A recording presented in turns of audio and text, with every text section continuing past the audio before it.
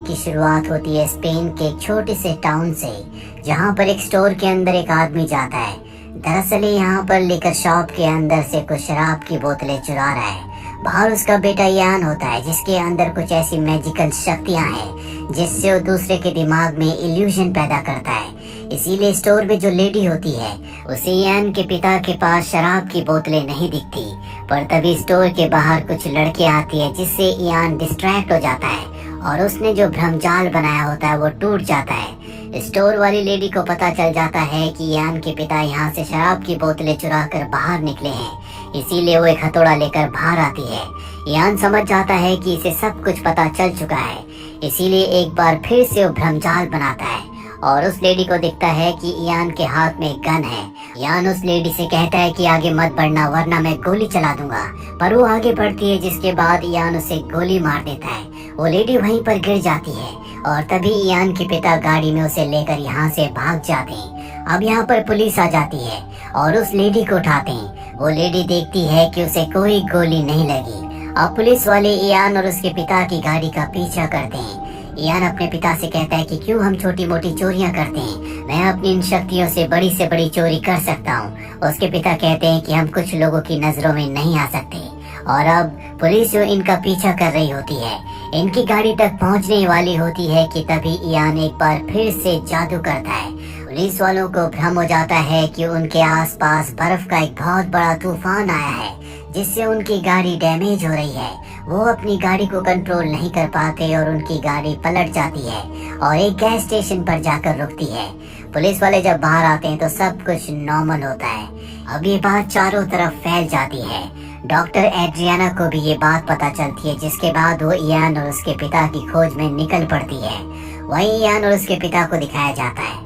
यान रात को सो रहा होता है, तभी उसे सपना आता है जिसमें वो देखता है कि वो उसकी मॉम के पास है। उस वक्त जब वो बहुत छोटा था, तभी उसकी मॉम जोर से चिल्लाती है। यान की आंख खुल जाती है। दरअसल आज यान का बर्थडे है, वो बाहर जाना चाहता है। वो अपने पिता से कहता है कि मैं नॉर्मल जिंदगी जीना चाहता हूँ, नॉर्मल बच्चों के साथ खेलना चाहता हूँ, पर उसके पिता मना कर देते हैं। पर यान को मौका मिल ही जाता है। जब उसके पिता आसपास नहीं होते तो वो वहाँ से निकल जाता है।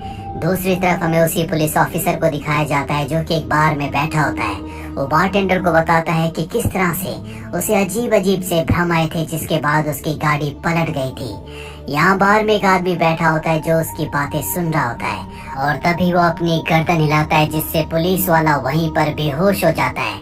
इसे लोग परसेप्टर कहते हैं। इसके अंदर भी यान की तरह ताकतें हैं।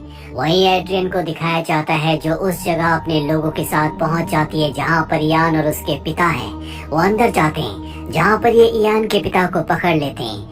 यान के पिता और एड्रियन पहले से एक दूसरे को जानते हैं, क्योंकि जिस डिपार्टमेंट के लिए एड्रियन काम करती है, यान के पिता भी पहले उसी डिपार्टमेंट के लिए काम किया करते थे, लेकिन अब वो इस डिपार्टमेंट से पूरी तरह से अलग है। एड्रियन पूछती है कि यान कहाँ पर है, लेकिन यान के पिता कुछ नहीं बताते। दरअसल जिस डिपार्टमेंट एजेंसी के लिए काम करते हैं, वो यान जैसे लोगों के ऊपर एक्सपेरिमेंट करते हैं और इन लोगों को बनाने में, इनके अंदर सुपर पावर्स डालने में भी इसी एजेंसी का हाथ है। दरअसल इन सबको जंग के लिए तैयार किया गया था। ये लोग जंग तो जीत गए, लेकिन उसके बाद गवर्नमेंट को लगा कि ये लोग अपने ही देश के लिए, अपने लोगों के लिए खतरा हो सकते हैं, इसीलिए एक एक करके सबको मार दिया गया। और अब एड्रियन बताती है कि अब सिर्फ एक परसेप्टर बचा हुआ है। ये उसी आदमी के बारे में बात कर रही होती है जो बार में था, जिसने पुलिस वाले को बेहोश कर दिया था। हालांकि यान के अंदर भी बहुत सारी पावर्स है, लेकिन कभी उसके ऊपर कोई एक्सपेरिमेंट नहीं किया गया था, बल्कि उसकी मॉम के ऊपर किए गए थे। और वो अपनी मॉम से पैदा होने की वजह से कई शक्तियों के साथ पैदा हुआ, जिसके बाद यान के पिता ने उसे सबसे छुपा कर रखा। लेकिन अब एड्रियन और उसकी टीम को पता है। एड्रियन इस बात से हैरान होती है कि एक परसेप्टर ने बच्चे को पैदा किया और अब वो किसी भी कीमत पर यान को और उस परसेप्टर को, जिसने बाद में पुलिस वाले को मारा था, उसे पकड़ना चाहती है। यहाँ पर एड्रियन को पता चल जाता है कि यान एक गेमिंग जोन में है, इसीलिए वो यान को पकड़ने के लिए वहाँ निकल पड़ती है। पर वहाँ पर अब परसेप्टर भी आ जाता है, जिसे पता है कि यहाँ पर एड्रियन और उसके लोग यान को पकड़ने के लिए आ रहे हैं, इसीलिए वो सबका ध्यान भटकाने के लिए अपने मैजिक का, अपने विजन का इस्तेमाल करता है। यान उसे देख लेता है वो देखकर हैरान होता है कि उसके अंदर भी उसी की तरह ताकतें हैं। पर इससे पहले कि परसेप्टर यान तक पहुंचता, यहाँ पर एड्रियन के लोग उसे हेलमेट पहना देते हैं जिससे वो अपनी शक्तियों का इस्तेमाल नहीं कर पाता। लेकिन हेलमेट पहनने के बाद भी वो उनसे बहुत देर तक लड़ता रहता है। और ठीक इसी वक्त एड्रियन यान को अपने साथ यहाँ से ले जाती है और उसे हेलमेट पहनाकर उसका ब्लड सैंपल ले लेती है, जिसके बाद वो उसे उस जगह ले जाती है जहाँ पर सबको म्यूटेंट बनाया गया था, यानी कि सबके अंदर ताकतें डाली गई थी। इस डिपार्टमेंट का नाम होता है अवेयरनेस। और अब वो युआन को बताती है कि गेमिंग जोन में जिस परसेप्टर को तुमने देखा था वो चाहता है कि तुम उसके साथ काम करो। अगर तुमने उसके साथ काम नहीं किया, उसका साथ नहीं दिया, तो वो तुम्हें मार देगा। और मैं चाहती हूँ कि तुम हमारा साथ दो। हमारे ब्लड में जो तुम्हारी शक्ति है, मैं चाहती हूँ कि उसका फॉर्मूला हमें मिल जाए ताकि हम कभी भी तुम्हें डीएक्टिवेट या एक्टिवेट कर सकें। इसके बाद वो यान से कहती है कि तुम एक इंसान बनाकर दिखाओ। यान कहता है कि ये मेरे लिए मुमकिन नहीं है। मैंने कई बार कोशिश की लेकिन मैं कभी किसी इंसान को नहीं बना पाया। इसके बाद वो कहती है कि तुम समंदर का किनारा बनाओ। वो अपनी शक्तियों को इस्तेमाल करना चाहता है लेकिन चाहकर भी वो समंदर का किनारा नहीं बना पाता। इसके बाद एड्रियन कहती है कि शायद तुम्हें अपनी शक्तियों के बारे में अंदाजा नहीं है। तुम्हें अपनी फीलिंग्स को कंट्रोल करना होगा।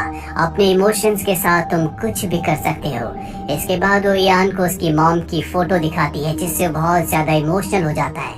और अब वो अपनी इमोशंस की शक्ति से उसे समंदर के किनारे का भ्रमजाल दिखाता है जहाँ उसके चारों तरफ एक फ्लाई भी उड़ रही होती है। वो कहती है कि बहुत खूब, मैं चाहती हूँ कि तुम मुझे असली दुनिया में ले जाओ और साथ ही इस फ्लाई को भी जिसे सिर्फ मैं देख पाऊँ। लेकिन यान कहता है कि ऐसा करने से पहले मैं अपने पिता से मिलना चाहता हूँ। जिसके बाद वो उसे उसके पिता के पास ले जाती है जो कि बेहोश होते हैं। वो बताती है कि ये तुम्हारे पिता नहीं है बल्कि तुम्हें चुरा कर लैब से ले गए थे। यान कहता है कि तुम झूठ बोल रही हो। वो कहती है कि तुम्हारे पास किसी के भी दिमाग को पढ़ने की शक्ति है, क्यों ना तुम अपने पिता के दिमाग को पढ़ो। और इसके बाद वो अपने पिता के दिमाग के अंदर झांक कर देखता है जिसमें वो देखता है कि कई साल पहले उसके पिता इसी लैब में काम किया करते थे। वो एड्रियन के साथ थे। उसकी मॉम भी यहाँ पर थी जिसके ऊपर एक्सपेरिमेंट करके उसे परसेप्टर बनाया गया था, यानी कि उसकी मॉम के अंदर बहुत सारी शक्तियाँ थी। लेकिन एक दिन अचानक से यान की मॉम यहाँ से गायब हो गई, जिसके बाद यान के पिता यानी कि उस लैब में काम करने वाला वो आदमी जिसे आज तक यान अपना पिता समझ रहा था, वो यान को लेकर यहाँ से भाग जाता है। एड्रियन यान को बताती है कि आज तक इस इंसान ने तुम्हें धोखा दिया है, ये तुम्हारा पिता नहीं है। हो सकता है कि तुम्हारी मॉम अब भी जिंदा हो। इसके बाद एड्रियन वहाँ से चली जाती है। वो अपने लोगों से कहती है कि एड्रियन अगर अपनी तीसरी शक्ति को इस्तेमाल करना सीख जाए तो हम अपने दुश्मनों को यानी कि उस गैंग को जिसका लीडर वो परसेप्टर है उन सबको खत्म कर सकते हैं। वहीं इसी एजेंसी में एक लड़की काम करती है जो यान के पास आती है और कहती है कि यहाँ पर एजेंसी में तुम्हारे ऊपर बहुत सारे एक्सपेरिमेंट किए जाएंगे, तुम्हें यहाँ से भाग जाना चाहिए, मैं तुम्हारा इसमें साथ दूंगी। यान उसकी बात मान जाता है और अब यान अपने पिता के साथ उस लड़की की मदद से जो कि बहुत अच्छी फाइटर होती है यहाँ से भागने में कामयाब हो जाता है। हालांकि अब तक परसेप्टर भी यहाँ पर भेष बदल कर आ गया होता है, लेकिन अब उसे पता चल चुका है कि यान यहाँ से भाग चुका है। साथ ही एजेंसी भी अब यान उसके पिता को ढूंढ रही है। ये तीनों के तीनों अब एक होटल के रूम में जाते हैं जहाँ पर यान अब किसी भी कीमत पर अपनी मॉम को ढूंढना चाहता। उसे लगता है कि उसकी मॉम अब भी जिंदा है, इसीलिए एक बार फिर से वो अपने पिता के दिमाग में झांकता है और उस जगह का उसे पता चल जाता है जहाँ से उसके पिता यानी कि ये आदमी जिसे अब तक वो अपना पिता समझ रहा था उसे लेकर भागा था। लेकिन वहाँ जाने के लिए यान को पैसों की जरूरत है, इसीलिए वो बैंक जाता है और वहाँ पर एक छोटे चेक से पैसे निकाल कर वापस होटल में आ जाता है जहाँ पर अब उसके पिता होश में आ चुके हैं। वो अपने पिता से कहता है कि तुमने जिंदगी भर मुझसे झूठ कहा, अब मैं उसी जगह जा रहा हूँ जहाँ से तुम मुझे उठा कर लाए थे ताकि मैं अपनी मॉम को ढूंढ सकूं। उसके पिता कहते हैं कि मैंने तुमसे झूठ इसलिए कहा ताकि मैं तुम्हारी जान को बचा सकूं। लेकिन यान उनकी बात नहीं सुनता और उस लड़की के साथ लैब के लिए निकल जाता है। एड्रियन को पता चल जाता है कि ये दोनों कहाँ पर हैं। वो अपने लोगों को इन्हें पकड़ने के लिए भेजती है, पर इससे पहले कि उसके लोग इन दोनों को अपना निशाना बनाते हैं वहाँ पर परसेप्टर पहुँच जाता है जो एड्रियन के लोगों को मार देता है। और अब यान और वो लड़की उस जगह पहुंच जाते हैं जहाँ पर बहुत सारी फाइल्स होती है और इन्हीं फाइल्स में से एक फाइल यान की मॉम की होती है। पर तभी यहाँ पर परसेप्टर आ जाता है। दरअसल यान के साथ जो लड़की है वो परसेप्टर के साथ मिली हुई है। वो यान से कहती है कि तुम्हारे दिमाग में जितने भी सवाल हैं उनके जवाब सिर्फ यही दे सकता है, लेकिन यान उसकी बातों पर विश्वास नहीं करता। वो उनकी तरफ गन तान देता है, पर परसेप्टर को पता है कि ये सिर्फ एक भ्रम है। परसेप्टर उस तक पहुंच जाता है, उस पर गन तान देता है जो कि असली है, पर वो यान को नहीं मारता। वो यान से कहता है कि मैं तुम्हारा दुश्मन नहीं हूँ, मैं तुम्हारा पिता हूँ। कोल्ड वॉर के वक्त एक वैज्ञानिक